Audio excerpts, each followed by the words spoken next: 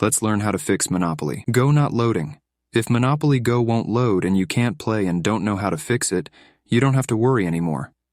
After watching this video, you'll know how to do it. The first thing you need to do is try to restart the app.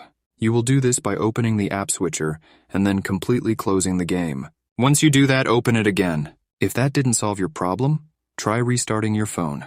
You will do this by first pressing the volume up button and then the volume down button. After that, hold the power off button.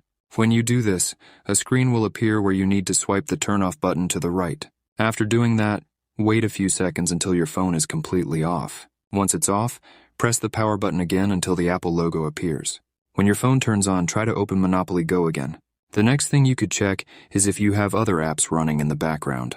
You can check this by opening the app switcher and then closing all those apps. Once you've closed them all, see if that solved your problem, as having many apps open can cause this issue. The next thing to check is your battery life. Make sure your phone has more than 20% battery. If your phone doesn't have more than 20%, put it on the charger and wait a few minutes until it charges above 20%. The last thing you need to do is open the App Store or Google Play Store.